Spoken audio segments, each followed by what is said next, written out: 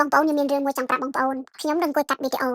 សិស្សអង្គុយកាត់វីដេអូយកយើងដាក់អារម្មណ៍ទៅសេចំណងជើងហើយនឹងកាត់វីដេអូនឹងធ្វើឲ្យបានស្អាតឬក៏កុំឲ្យវាថាប៉ះទៅកន្លែងណាសិស្សនេះខ្ញុំស្ដាប់ឮកូនប្រុសនេះខ្ញុំកំពុងមើល iPad គាត់ហ្នឹងរដង iPad គាត់មើលតែអង់គ្លេសទេតែម្ដងនេះសិស្សឮគាត់អានជាស្រៈអក្សរខ្មែរយើងហ្នឹងក៏ខុសក៏ខុសប៉ុន្តែនៅក្រោមមានអង់គ្លេសផងមានអក្សរខ្មែរផងហើយដល់ខ្ញុំក៏លេចទៅឃើញលោកហើយឃើញគាត់កំពុងតែអានខ្ញុំថាហើយគាត់អាចចង់ចេះមែនទៅថាហ្នឹងហើយឲ្យគាត់បាយ YouTube ទៅមើលតាមហើយក៏ប៉ុន្តែខ្ញុំមិនបានឲ្យគាត់ទៅរៀនកខទេបងប្អូនគាត់ទៅមើលខ្លួនគាត់ទេមួយរយៈខ្ញុំមិនដឹងថាគាត់គិតអីគាត់ដើរឆែកពិភពលោកផែនទីប្រទេសនេះប្រទេសនោះចឹងខ្ញុំដឹងថាគាត់គិតអីទេហើយឡើយចាំមើលតិចទៀតបងប្អូនឥ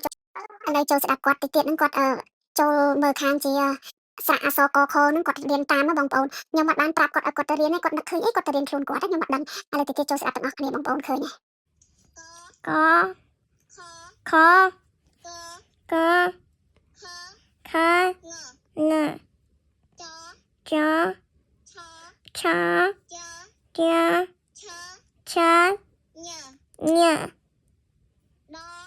លផលផណតហ